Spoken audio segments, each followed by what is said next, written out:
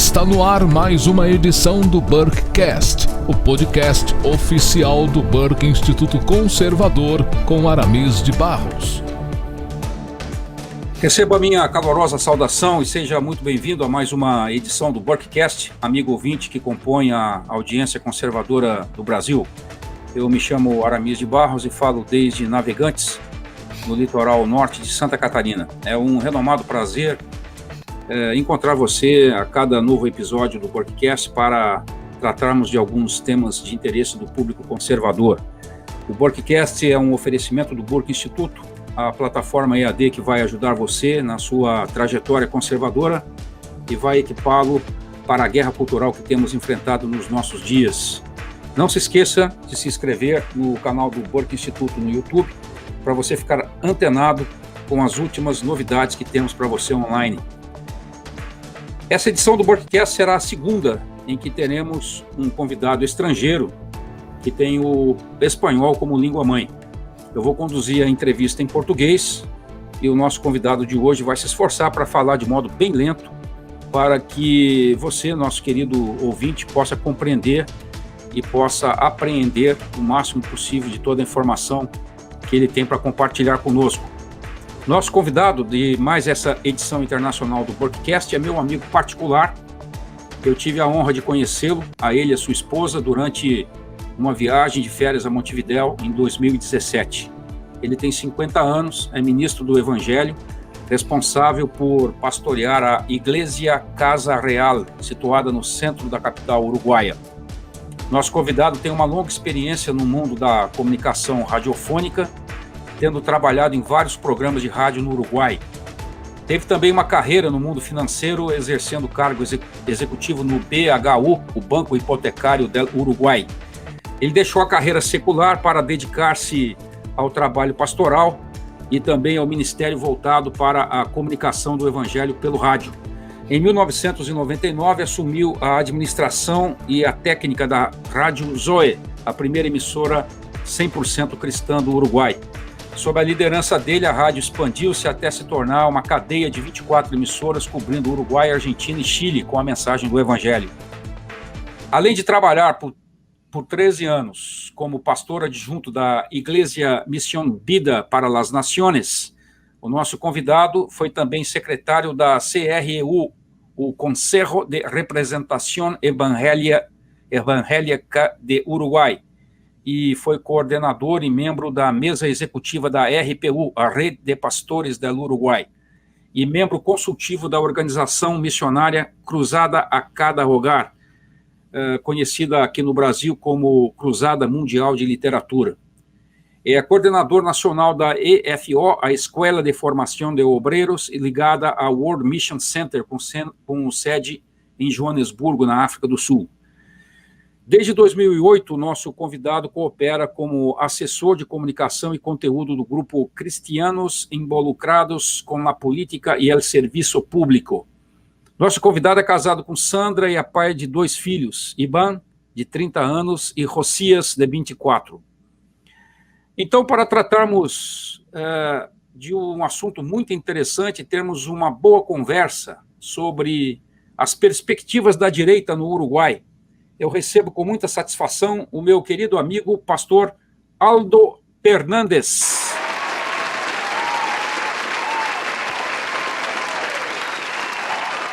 Meu prezado Aldo, muito agradecido por essa oportunidade que você nos concede de estarmos juntos aqui no Burkecast. Eu fico muito feliz por nós termos conseguido finalmente ajustar uma data para esse encontro. Eu agradeço muito a sua disponibilidade e peço que você traga aos nossos ouvintes a sua saudação inicial. ¿Qué tal, querido Aramis? Es realmente un placer estar contigo, con tu audiencia, con toda la audiencia conservadora que cada semana escucha tus podcasts. Yo también soy un oyente de tus podcasts, realmente muy interesantes, muy ricos, nutren la inteligencia y nos llevan al punto de conocer en qué estado está el mundo en este momento. Quiero enviarte a ti a tu audiencia y al amado pueblo brasilero. Un fuerte abraço e muitas bendiciones. Muito obrigado, meu caro Aldo. Eu quero começar fazendo a seguinte pergunta para você, meu querido. Assim como a gente já viu acontecer em outros países latino-americanos, assim como a gente vê acontecer aqui no Brasil, o Uruguai também não está fora da influência desse pensamento socialista, esse pensamento de esquerda, ou essa mentalidade revolucionária que tem afetado os nossos países aqui na área, na esfera da cultura, da política e da educação. Eu pude perceber, aliás, eu diria até um quadro um pouco contrastante, porque eu conheci Montevidéu, conheci Punta del Este, que são realidades diferentes do interior do Uruguai. Ali, nessas grandes cidades, nas grandes metrópoles, a gente percebe uma influência um pouco mais presente desse pensamento revolucionário. Mas, ao mesmo tempo, eu também tive a oportunidade de conhecer, e aí sim com mais frequência, as pequenas cidades do interior do Uruguai, notadamente aquelas que ficam na fronteira com o Rio Grande do Sul. E aí eu me refiro a cidades, por exemplo, como Chuí, como Rio Branco, como Rivera, cidades pequenas e fronteiriças. E ali naquelas cidades do interior, a gente percebe uma outra mentalidade. Nós percebemos, por exemplo, já uma ideia muito mais conservadora da vida, uma concepção conservadora de vida. Isso é basicamente aquilo que nós também vivemos aqui no Brasil. Mas eu gostaria de saber de você, Aldo, a sua história de vida pessoal.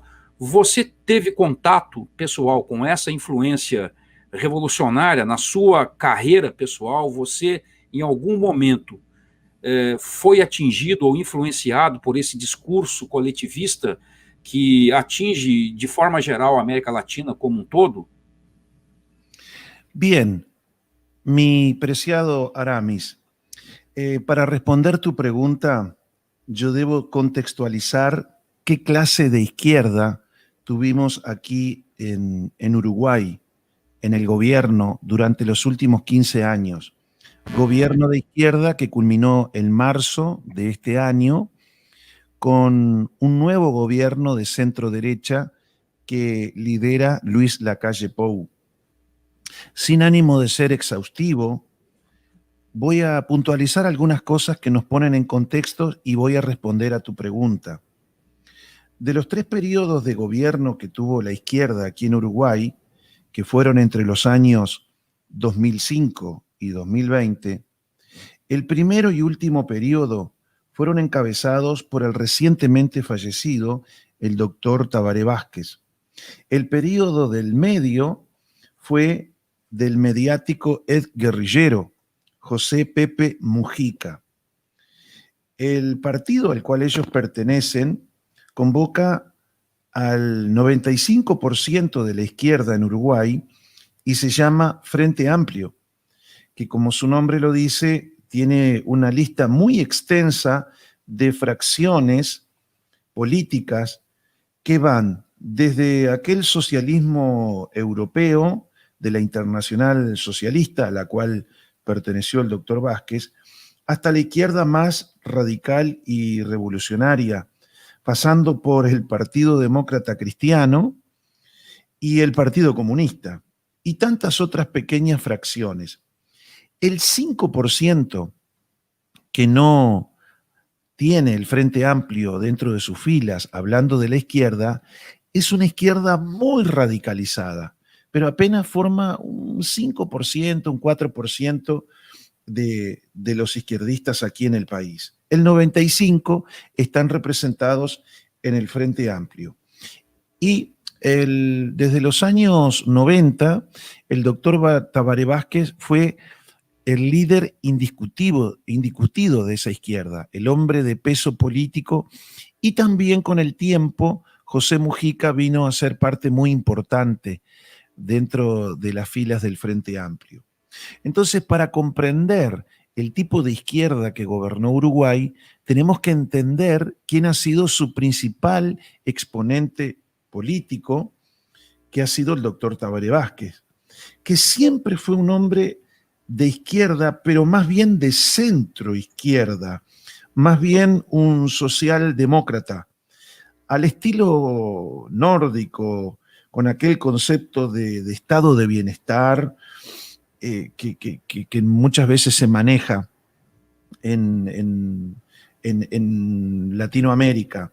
En cambio, Mujica, que fue el que estuvo en el periodo del medio, entre el 2009 y el 2014, estaba un poquitito más sesgado políticamente, más cerca de los grupos más radicales del Frente Amplio. Pero tampoco es mucho. Mujica es, digamos, un hombre muy popular, un filósofo, es guerrillero con una historia detrás, pero que supo adaptarse a la realidad de la izquierda uruguaya. Sin embargo, no está tanto al centro como el doctor Tabaré Vázquez. Ahora, ese peso del liderazgo de Vázquez se hizo sentir en ambos periodos de gobierno, a tal punto que en el primer periodo, cuando todos los legisladores de sus partidos habían llegado a ser mayoría en ambas cámaras, de las primeras cosas que impulsaron fue la ley de despenalización del aborto. Para sorpresa de propios y de extraño, cuando llegó al escritorio del doctor Tabaré Vázquez para que fuese corroborada lo que había votado el Parlamento, el doctor Tabaré Vázquez la vetó. Tal controversia causó dentro de los suyos que aún tuvo que renunciar al Partido Socialista, de donde era el doctor Tabaré Vázquez. Então Isso você está, demonstra... Aldo, você está me dizendo que o Tabaré Vázquez vetou a lei do aborto, que regulamentava o aborto, ¿é isso? Exactamente. Se puso todo el partido en contra. Imagínese el peso que él tenía dentro del partido, que a él no le tembló el pulso de vetar esa ley cuando todo el Parlamento, que tenía una amplia mayoría, había votado a favor de la despenalización. Ahora, ese tema, eso fue en su primer periodo, pero ese tema, como otros que involucraban a la iglesia puntualmente, fueron frenados por el doctor Tabaré Vázquez, que llevaba las riendas del gobierno y la dirección de esa coalición de gobierno. Ahora, ¿dónde se da ese apremio que usted me dice en su pregunta? ¿Dónde se da? En el gobierno de Mujica. Ese fue el momento donde fuimos inundados por la ideología de género en las escuelas, los libros que se usaban, la aprobación del matrimonio homosexual.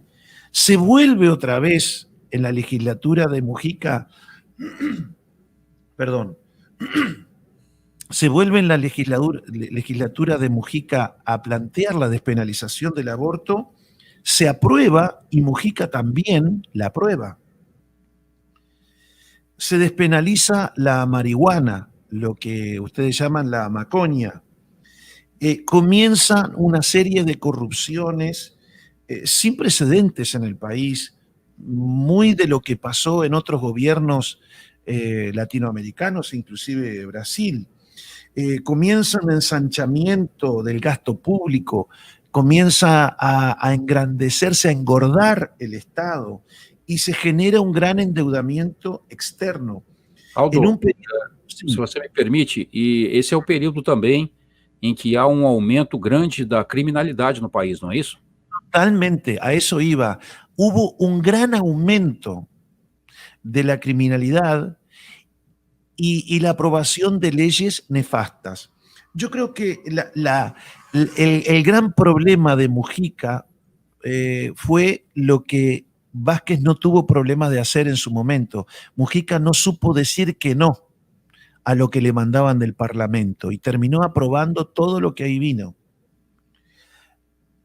Lo mismo con la gente que fue colocada en diferentes lugares públicos que fueron acusados de mucha corrupción, corrupciones millonarias, a tal punto que cuando viene el tercer periodo de la izquierda, donde nuevamente se va a buscar a Vázquez, porque la izquierda iba a perder las elecciones, van a buscar a Vázquez, que él no quería tomar el tercer periodo de gobierno, el segundo suyo. Tanto fue así que bajo presiones él decide volver y tomar otra vez el país, pero no pudo enderezarlo, no pudo bajar el gasto público, no pudo bajar la cantidad de empleados públicos, no pudo hacer prácticamente nada. Estuvo timoneando el barco cuando ya estaba prácticamente sofocado. ¿Mm? Así le entregan el gobierno al actual presidente Lacalle Pou. Entonces, para resumir, ¿cuál fue el periodo crítico en nuestro país? El periodo de Mujica. Ahí avanzó toda esa agenda globalista que ya conocemos, con el discurso que ya conocemos, y eso quedó en forma de ley. A tal punto que hoy el gobierno de Lacalle Pou está haciendo lo posible en revisar toda la normativa que se aprobó en esos tiempos, porque muchos tienen un alto índice de inconstitucionalidad. Usted me dice, pastor, ¿y qué le pasó a la iglesia? Bueno, en sí a la iglesia no se le molestó.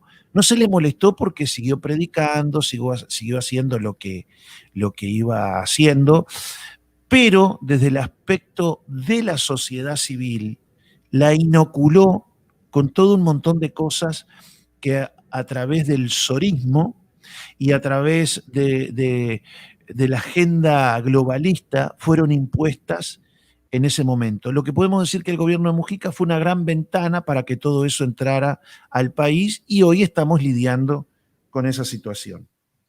Algunas cosas que se pueden subrayar, sí. En ese periodo, por ejemplo, la gente que esgrime esa bandera, bueno, digamos, era como decir, el gato está durmiendo y los ratones están de fiesta. Entonces hubieron vandalismos a las iglesias católicas, algunas iglesias protestantes, un discurso bastante agresivo. Eso fue lo que básicamente sufrimos en ese período de tiempo.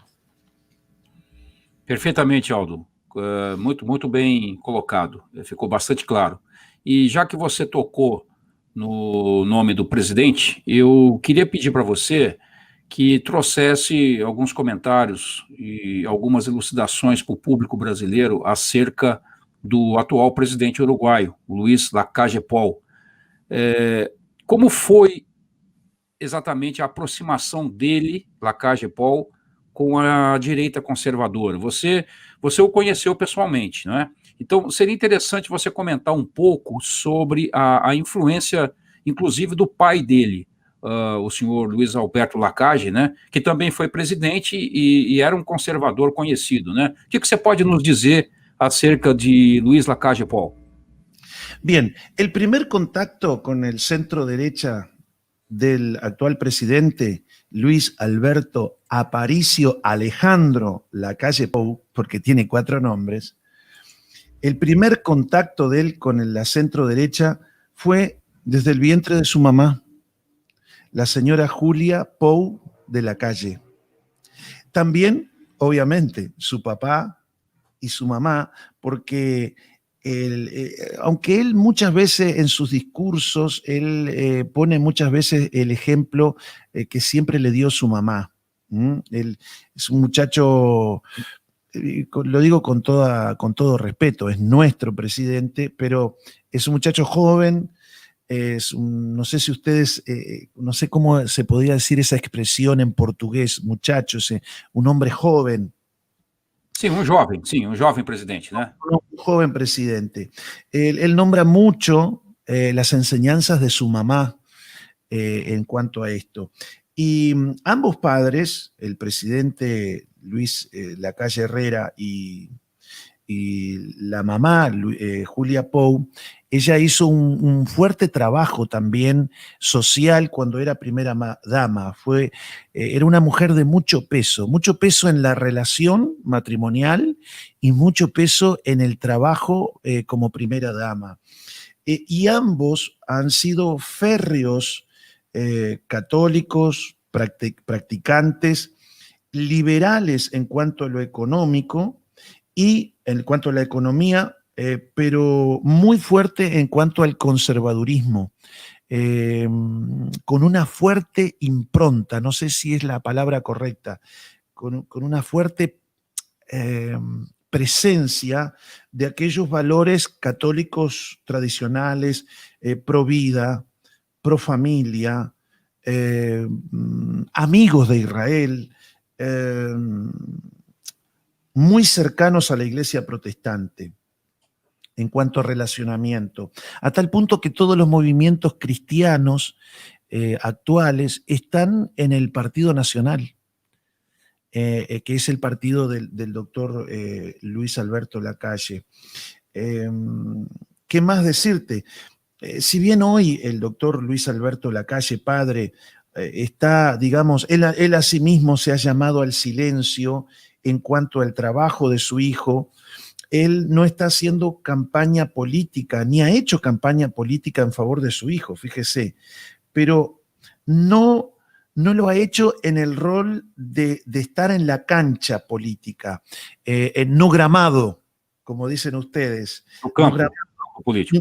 No campo político. Pero él está de la raya hacia afuera, como o director técnico. Certo. ¿Usted entiende? Sí, perfectamente. Por ejemplo, le pongo un ejemplo, ¿no? Cuando a los 13 días de comenzar el gobierno, el doctor Luis Lacalle Pou tiene el tema de la pandemia. Surge la pandemia en el mundo. Él tiene que tomar una decisión. Toda la oposición, inclusive el doctor Vázquez, llamaba a meterse todo en sus casas. Lockdown. ¿Perdón? Eles clamavam por un lockdown. Un lockdown, ahí está. Todo el mundo en la casa, fique en casa. Dentro del partido de gobierno aconsejaban al presidente que la gente se quedara en casa. Él tiene que tomar esa decisión. Cuando él sale a la arena política, se presenta y dice, bueno, he tomado la decisión de creer en el pueblo. Les dijo lo que era la libertad responsable, un término que él maneja mucho. Dijo, si nosotros tomamos la libertad responsable y nos cuidamos, vamos a seguir andando nosotros y va a seguir andando la economía. Si tomamos esta decisión de obligarlos a ustedes a meterse en su casa, yo voy a tener que reprimir, castigar y además los voy a matar de hambre. Voy a matar de fome o povo.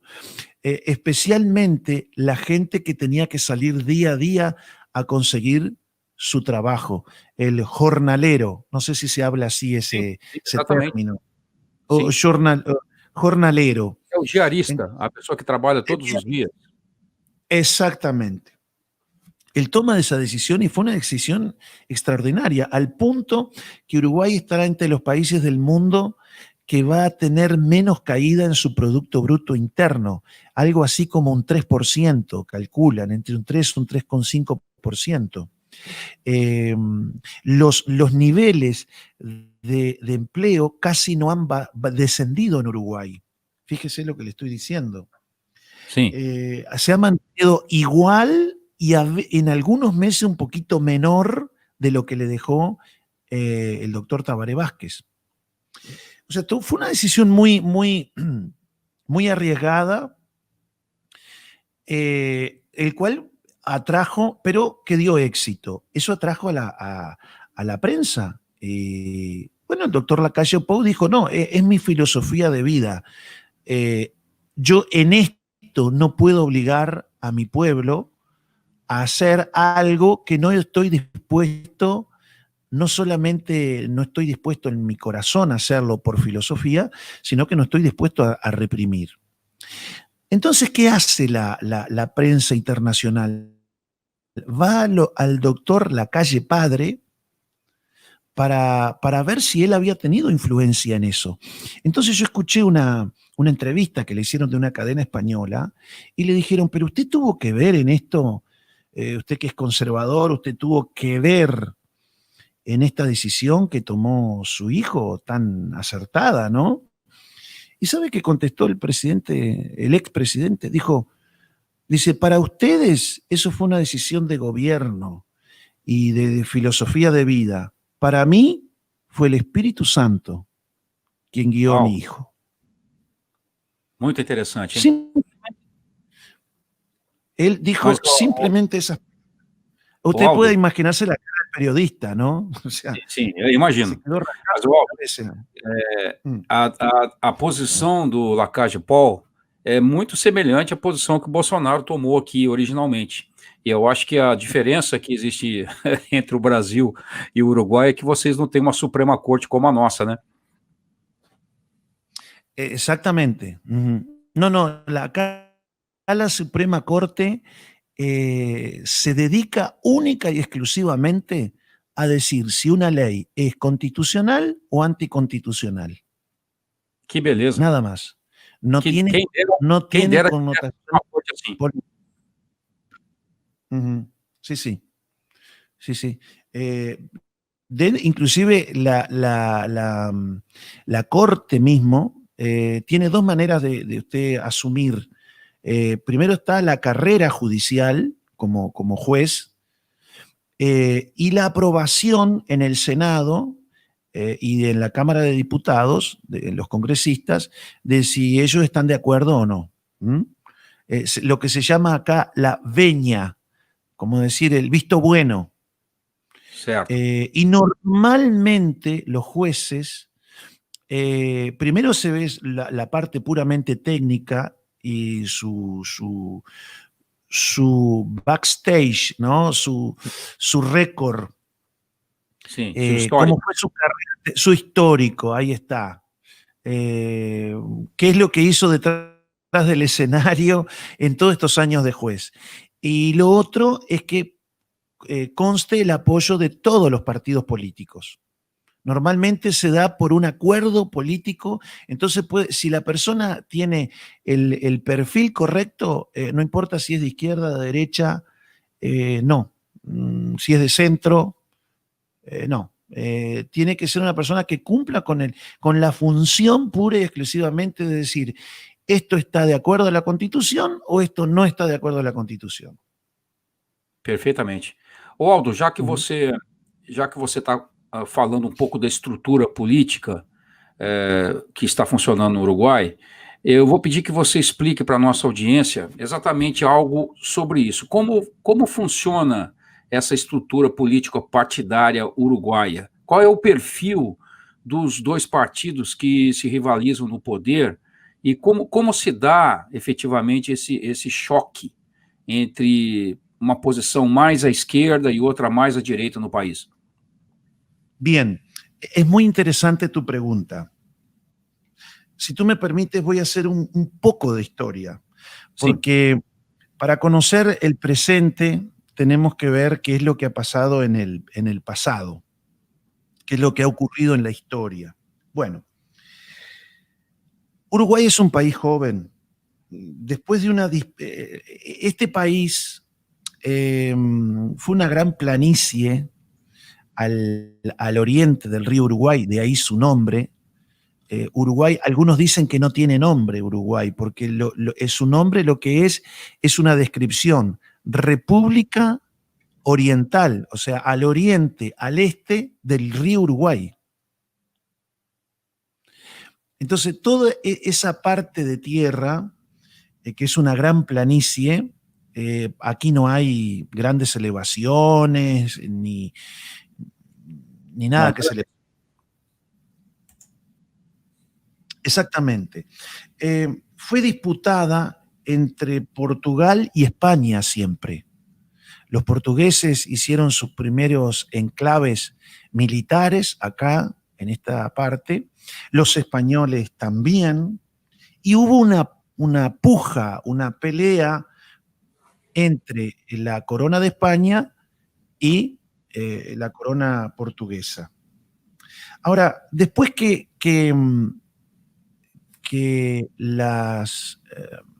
el colonialismo, el imperialismo europeo dejó de tener su influencia, esa lucha se trasladó a quien fuera en aquel momento el imperio del Brasil, aquel estado existente que fue desde los comienzos, desde que se escindiera de Portugal, como hasta el año 1889, creo que fue desde 1822 a 1889, que precedió a los Estados Unidos del Brasil que conocemos hoy, lo cual tenía lo que es hoy su territorio más o sumado al Uruguay, a lo que es hoy Uruguay. Eso fue entre 1822 y 1825.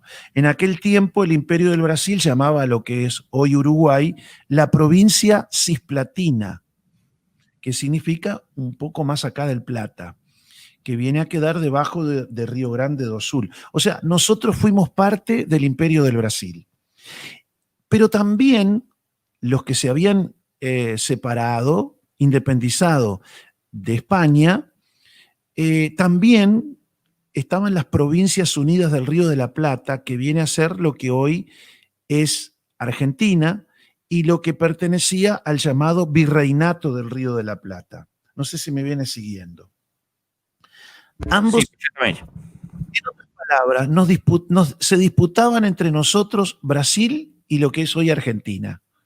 Un poco estábamos de un lado, otro poco estábamos de otro lado. Ahora, mientras ocurría esa lucha, ya en 1806, 1807, los ingleses habían querido apoderarse también de lo que hoy es Uruguay. Estábamos como la quinceañera, todos querían bailar con nosotros, todas las fuerzas imperiales querían bailar con nosotros. Fíjese que ahí no fue resistida la invasión inglesa porque la población era católica, italianos, españoles, canarios, portugueses. No, había un rechazo. Entonces no prosperó eso. Inglaterra se fue. Siguieron peleándose entre Argentina y lo que es hoy Brasil. Ahora, mire lo que pasa. Llega un momento en que viene Inglaterra en esa puja, en esa pelea. En 1825, en aquel momento rey de Inglaterra envía un representante de él a hablar con Brasil y con Argentina. Ese representante se llamaba Lord Ponsonby. ¿Por qué viene Lord Ponsonby? Porque había algo en común. Los tres querían la entrada al Río de la Plata. ¿Por qué? Porque en aquel tiempo, obviamente, la manera de llegar comercialmente era a través de los mares y a través de los ríos. No había aviones, no había helicópteros. Entonces, la entrada al Río de la Plata era vital, especialmente para los ingleses, para poder llegar a comerciar al corazón de América Latina. Entonces entraban por el Río de la Plata, seguían por el río Uruguay, río Paraguay, río Pilcomayo y así se iban hasta el corazón de Latinoamérica. De lo contrario, si quedaba en manos de Argentina o de Brasil, el bloqueo del Río de la Plata hacía que los barcos ingleses tenían que irse allá por el estrecho de Magallanes, bien al sur contra el Polo Sur, en sus agitadas aguas y dar toda la vuelta para llegar a las costas de Chile, Colombia, Perú, etcétera, etcétera. Entonces, como usted puede ver, el imperio inglés iba a los puntos claves. Era una especie de estrecho de Gibraltar. en el mar Mediterráneo. Tener la entrada al Río de la Plata era un punto estratégico para aquel momento. Por supuesto, Inglaterra había quedado como la dueña de los mares después que venció en la batalla de Trafalgar a los españoles. En 1805, la famosa batalla, aquella donde venció el general Nelson, el almirante Nelson, aquel famoso almirante inglés que era manco, le faltaba una parte de la mano y que tenía un ojo solo. No sé si usted recuerda. Pero Sí. quedó en manos de la flota inglesa el control de los mares. Por eso querían el Río de la Plata. Entonces, había algo en común que Inglaterra vio. Todos peleaban por la misma entrada al Río de la Plata, todos peleaban por este territorio, pero había algo en común a los tres: la fraternidad masónica. Masones tanto que formaban la masonería en Brasil, que formaban en las Provincias Unidas del Río de la Plata, y la masonería inglesa. Entonces, por medio de ese acuerdo entre la hermandad, dijeron: hagamos un Estado neutral que sea amigo de los tres, que tenga vida propia. Ahora, usted me dice, ¿qué tiene que ver con los partidos políticos? Perfecto. Se firma el Tratado Preliminar de Paz en 1828 y a partir de 1830 nace el nuevo país. Y se forman los partidos políticos. ¿Cómo se forman los partidos políticos? Preste mucha atención. El Partido Colorado, hay dos partidos tradicionales desde el tiempo del comienzo del Uruguay. El Partido Colorado, que fue fundado por Fructuoso Rivera. Ahora, Fructuoso Rivera en su momento formaba parte de la lucha armada que quería que Uruguay fuese del Imperio del Brasil.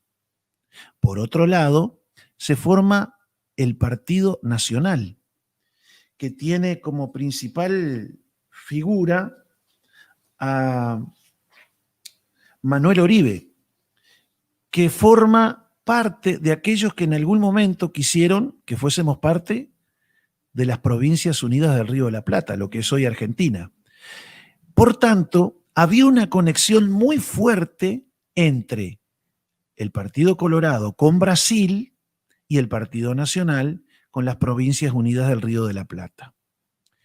El Partido Blanco, de tradición liberal en lo económico, pero conservadora, formado básicamente por criollos y por católicos, y el Partido Colorado por progresistas en cuanto a lo liberal, con mucha presencia, con mucha influencia de lo que es la Revolución Francesa, de esa línea así, ateo, con una fuerte presencia masónica y con fuertes lazos con Brasil. Así estuvimos durante 190 años, una especie de republicanos y demócratas, de partidos muy marcados. El Partido Nacional de centro derecha y el Partido Colorado, digamos que un partido más estatista, de Estado más grande, pero tampoco tirado a la izquierda. Algunos piensan que es una derecha política más acentuada el Partido Colorado. Pero en esas condiciones se llevó el país. Ganaban los blancos, ganaban los colorados. Hubo un periodo muy importante de tiempo de los colorados por varios periodos, casi 100 años de gobierno del Partido Colorado, y rara vez un presidente colorado que hubiera, rara vez no era masón. Casi todos fueron masones. Así se llevó el país hasta los años 70, donde viene después ya la presencia del marxismo, las luchas armadas, y ahí comienza en 1970, cuando la guerrilla es derrotada, la izquierda radical es derrotada, viene la dictadura en Uruguay, los años 70, y comienza lo que hoy es el Frente Amplio. Entonces entra otro actor en el ambiente político del Uruguay, la izquierda del Frente Amplio, que no tenía peso. Estaba acostumbrada a perder, así le digo. Hasta que viene el doctor Tabaré Vázquez y comienza como una especie de outsider de la política, porque es médico, oncólogo de profesión, pero se larga a la artena política y gana la alcaldía de Montevideo, que tiene prácticamente la mitad de la población del país. La figura de Tabaré Vázquez empieza a crecer hasta que en el año 2005 se rompe la hegemonía de los partidos tradicionales, ganando lo que hoy llamamos la izquierda uruguaya, el Frente Amplio. Pero siempre el doctor Vázquez tuvo la inteligencia, digamos así, que para poder ganar, él tenía que ganar el centro político del país. El uruguayo no, aún en las ciudades, no le entra el marxismo radical. Entonces, él apunta a una socialdemocracia y él comienza a captar muchos adeptos de los que no estaban conformes con los partidos tradicionales, de tal manera que el Frente Amplio en su mayoría tiene un centro izquierda, una socialdemocracia muy fuerte, que lidera Tabaré Vázquez, y es así donde él llega al primer gobierno de la izquierda. Entonces, la pugna política hoy llevó, la batalla política llegó para que aquellos partidos tradicionales que estuvieron enfrentados por 190 años se unieran, volvieran a ganar el centro político del país y llegaran otra vez al gobierno, como lo fue en este 2020, bajo el liderazgo de Luis Lacalle Pou. O sea, Luis Lacalle Pou gobierna con su partido nacional y con el otro partido tradicional, que son los colorados. Colorados y blancos están hoy en el gobierno.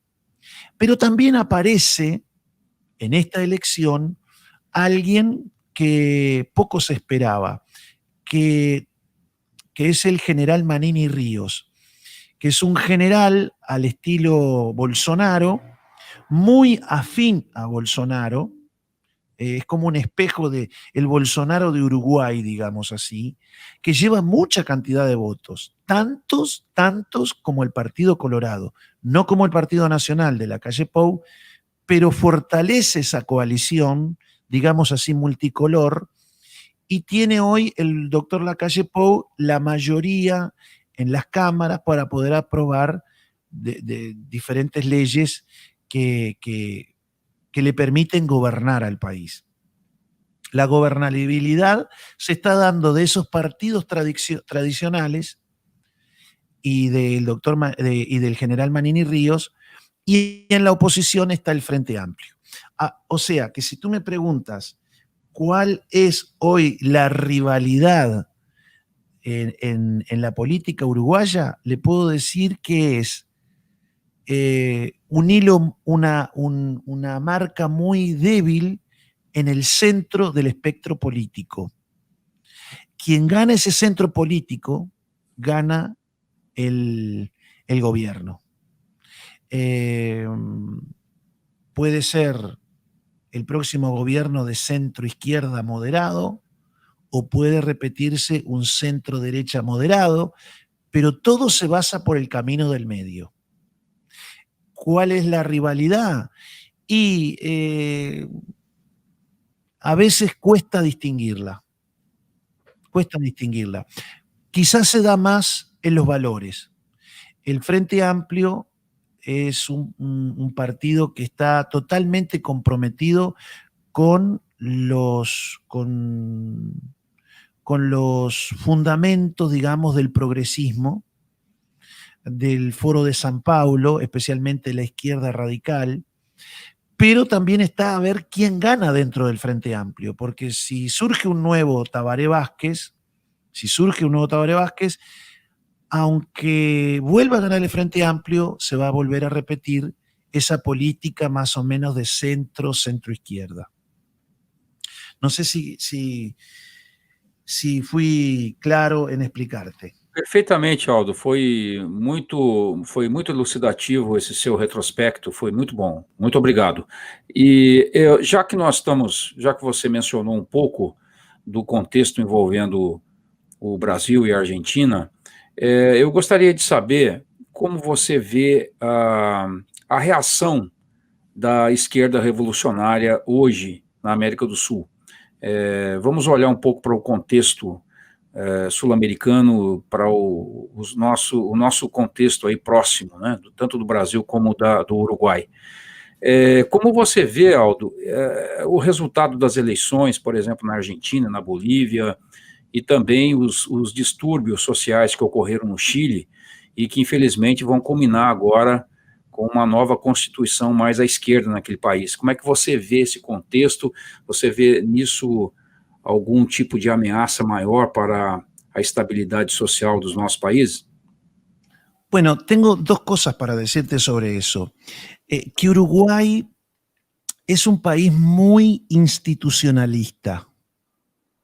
El doctor Tabaré Vázquez y aún Mujica, y aún cuando se entrega el gobierno, hay un ajuste a las instituciones.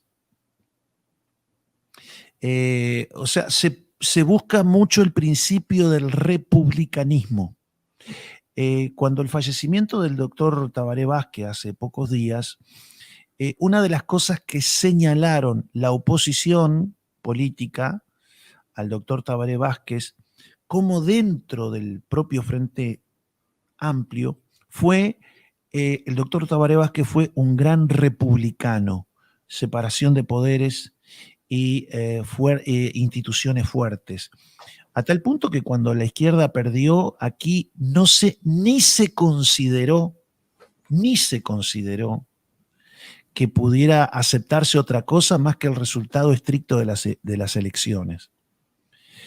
Cosa que no ha pasado en otros lugares. Eso por un lado. Son instituciones humanas, convengamos, y tienen tanta fuerza como los seres humanos. Pero hay un apego a la institucionalidad. Por tanto, lo que usted ve, querido Aramis, en Bolivia, en Argentina y aún en Chile, son crisis institucionales. Si usted ve por qué pasan estas cosas, es porque alguien dentro de los tres poderes del Estado quiere vulnerar el contrapeso que le ofrece el otro poder del Estado. Está pasando en Brasil. Usted me decía el Supremo Tribunal Federal. ¿Qué está haciendo el Supremo Tribunal Federal? Está atacando al Poder Ejecutivo. Sin duda. Es una crisis institucional. Bueno, aquí en Uruguay hay una fuerte presencia institucional. Cada uno hace lo que tiene que hacer en su lugar y tiene que respetar lo que hace el otro. En el tiempo de Mujica, una de las cosas que ocurrió, lamentablemente, quizás para asombro de algunos, que yo no tengo nada en forma personal, conozco a Mujica personalmente y no es un punto de la persona aquí, pero él fue muy permisivo en su gobierno. Y una de las cosas que ocurrió es que en el presupuesto nacional se agobió al Ministerio de Justicia. Deixa eu só traduzir. O pressuposto é o orçamento, né? O orçamento nacional, certo? Só para o nosso público. Exacto. O orçamento financeiro, né? el poder judiciario del Uruguay sufrió por la falta de orzamento. Lo ahogó. Cuando vino Vázquez, fue una de las primeras cosas que restituyó, fue el fluido económico para un óptimo funcionamiento de la justicia. ¿Por qué pasó eso en tiempos de Mujica? Entre otras cosas, porque muchas de las leyes que se promovían dentro del Parlamento y del Poder Ejecutivo en mano del Frente Amplio violaban la Constitución. Fue el periodo de gobierno en la historia donde más leyes anticonstitucionales se aprobaron.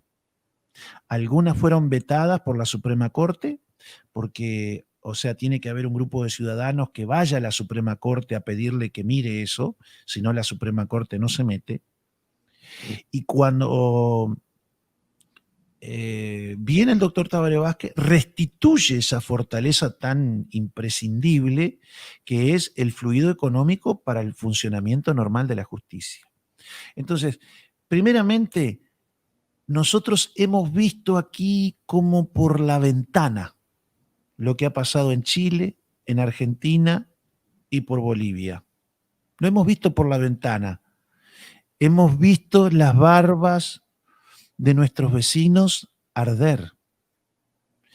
Y obviamente la mayoría de los políticos uruguayos ponen las barbas en remojo, ponen Sim, en agua. Põe as barbas de molho, traduzindo para o português. Né? Exactamente. Ô, Aldo, deixa eu aproveitar que você está mencionando essa situação para já trazer à luz aqui a nossa última pergunta, porque o nosso tempo está chegando ao fim, e que tem a ver com tudo isso que você falou. Né? Como está se refletindo no Uruguai essa atual crise que nós estamos vendo acontecer e tomar vulto na Argentina? Né?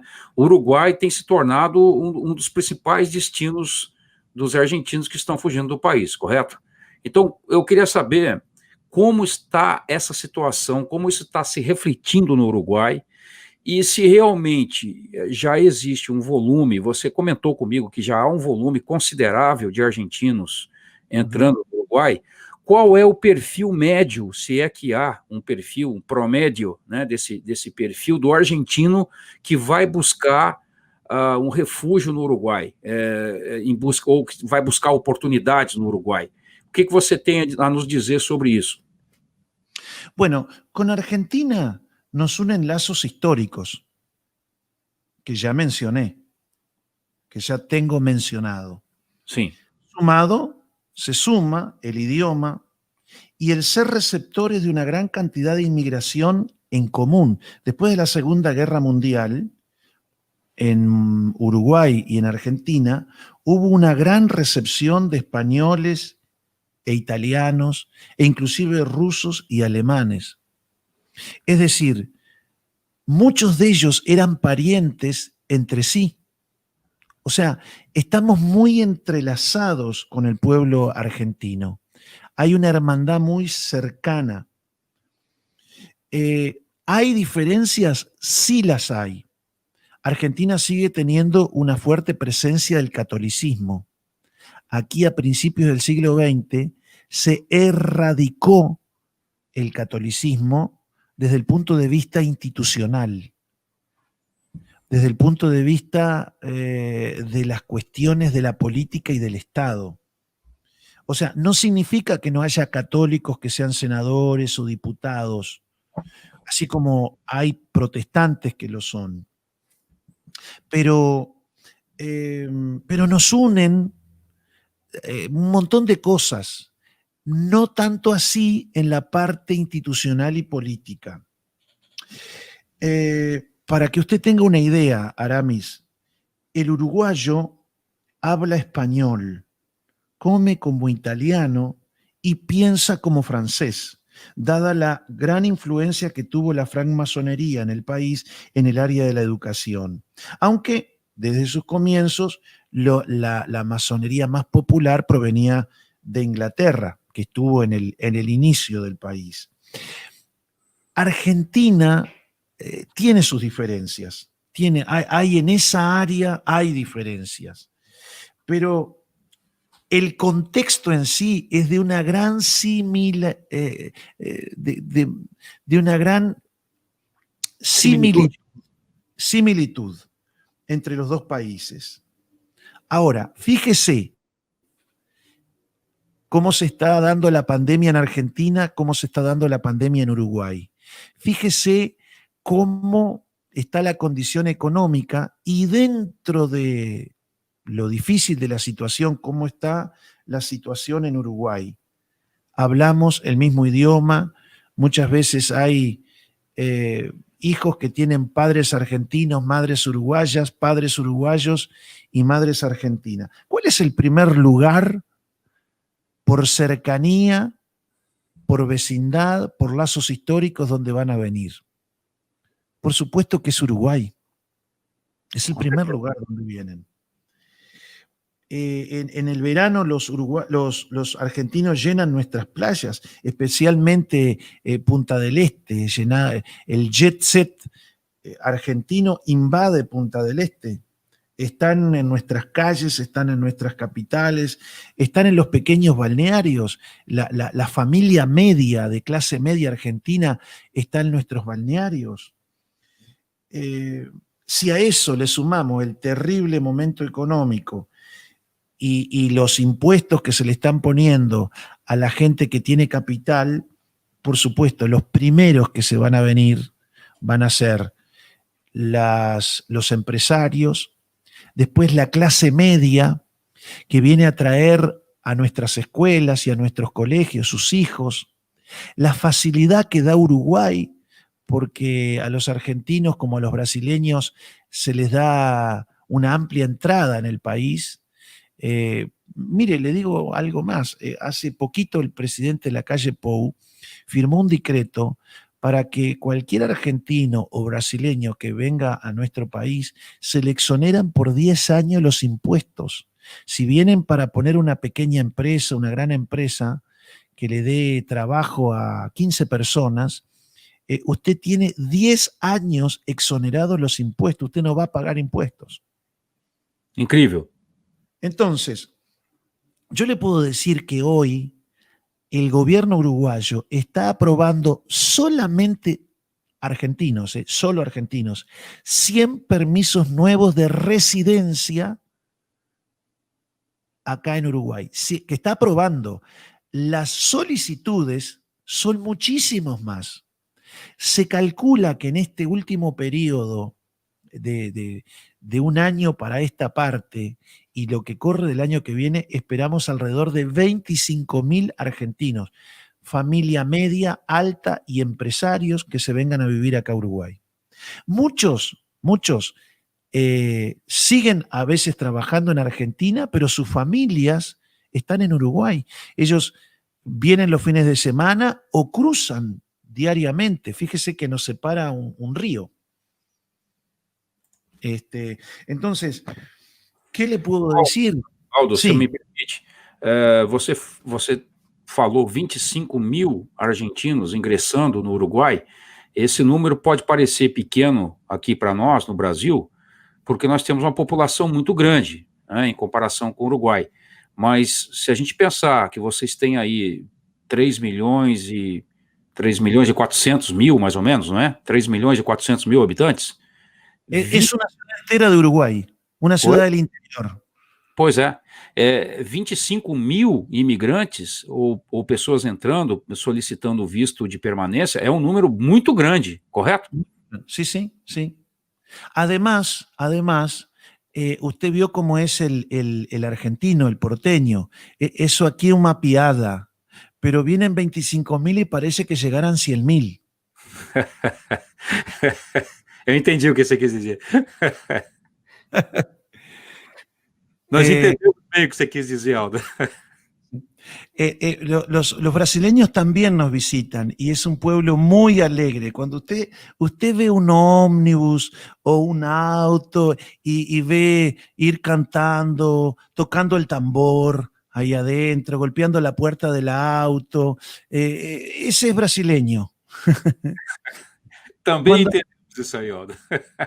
Cuando usted ve acá en Punta del Este un pequeño punto que le sigue de atrás y unos segundos después un pequeño punto que va delante suyo y una fumaça, esse é uma Argentina no Uruguai, a 200 km por hora.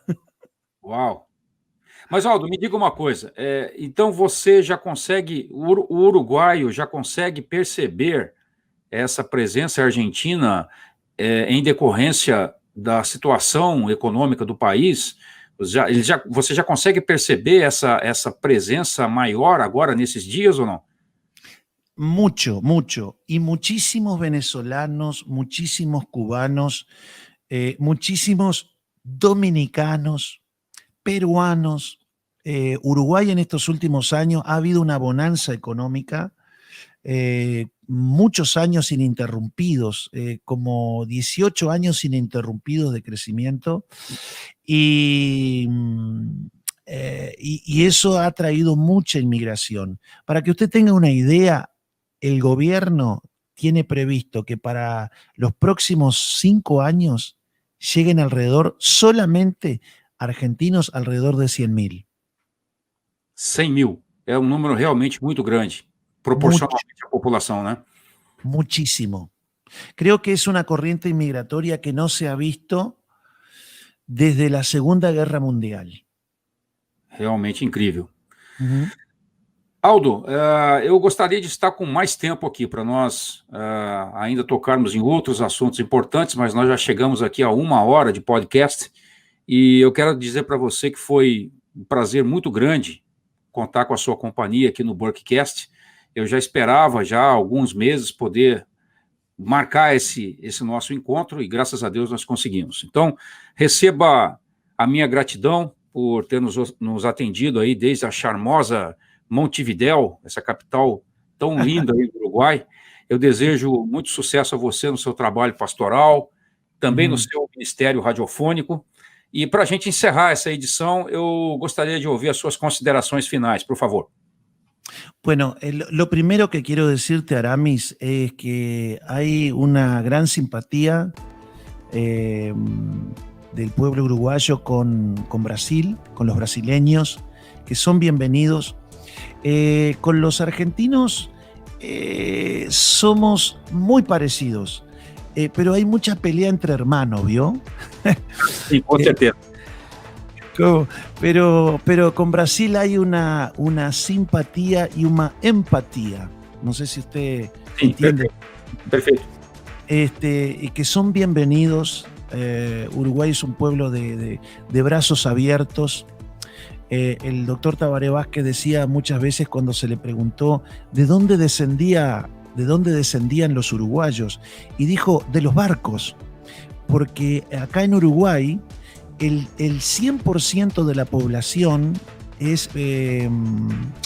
no es autóctona, no hay indios. Uruguay es el único país de Latinoamérica donde no hay indios. La población, el 90 y pico % es europea, y después hay de Medio Oriente, hay muchos, están entrando africanos, muchos lugares donde hay desplazamiento de gente por guerras y ese tipo de cosas. Pero eso nos hace a nosotros que somos inmigrantes y descendientes de inmigrantes.